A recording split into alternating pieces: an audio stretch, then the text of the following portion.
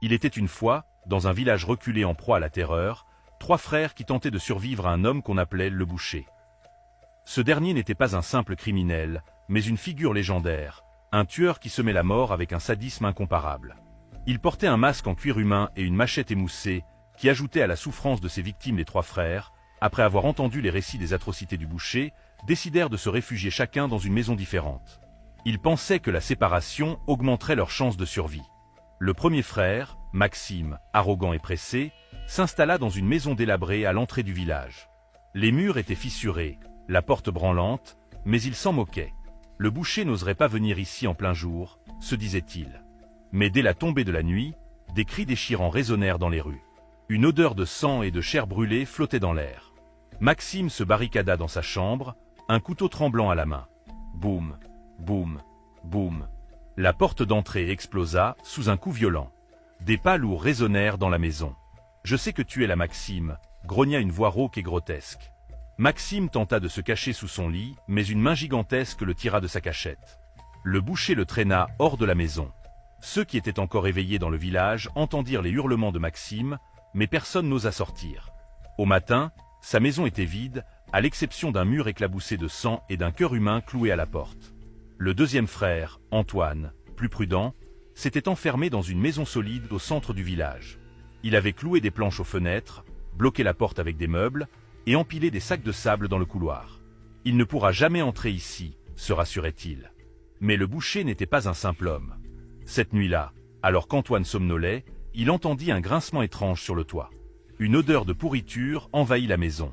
Puis soudain, une hache traversa le plafond, laissant tomber des morceaux de bois et une pluie de viscères. « Tu crois pouvoir me fuir ?» hurla le boucher en ricanant. Antoine, paniqué, courut vers la porte, mais une chaîne rouillée s'enroula autour de sa cheville, le traînant brutalement au sol. Il hurla, tenta de s'accrocher au meuble, mais ses doigts glissèrent sur le sang qui s'écoulait déjà de sa jambe mutilée. Le lendemain, les habitants retrouvèrent la maison d'Antoine incendiée. Dans les cendres, ils découvrirent son crâne, soigneusement posé sur un piédestal de pierre noircie. Le troisième frère, Julien, le plus malin, s'était enfermé dans une maison fortifiée appartenant autrefois à un riche commerçant. Il avait renforcé chaque porte et fenêtre avec des barres de fer et installé des pièges dans chaque pièce. Il surveillait les rues désertes depuis une lucarne. Cette nuit-là, le silence pesant fut brisé par un cri. Julien se tourna vers la fenêtre et vit quelque chose d'horrifiant.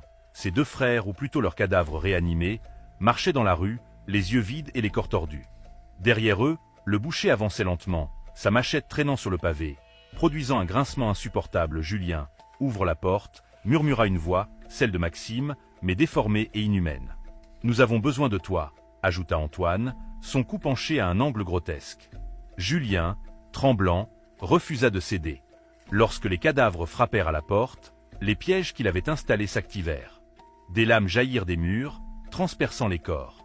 Mais le boucher était là, observant, riant. Il força l'entrée et s'engouffra dans la maison, activant chaque piège mais avançant toujours. Julien n'eut pas le temps de fuir. Le boucher l'attrapa et, dans un acte de cruauté inimaginable, l'attacha à une chaise, le força à regarder une vidéo sur un vieil écran poussiéreux. Julien vit des images de ses frères, torturés, découpés vivants. Puis le boucher murmura à son oreille. « Maintenant, c'est ton tour. » Les villageois ne trouvèrent jamais le corps de Julien. Cependant, des rumeurs courent. Chaque année, à la date exacte de ces meurtres, on entend des cris dans la maison fortifiée. Certains disent que le boucher est toujours là, attendant de nouvelles victimes. D'autres murmurent que Julien a pris sa place, le visage figé dans un masque de cuir, perpétuant la légende sanglante du village. Depuis, plus personne n'ose s'approcher de ce lieu maudit. Le village, quant à lui, est devenu une ville fantôme, hantée par les échos de ce massacre sans nom.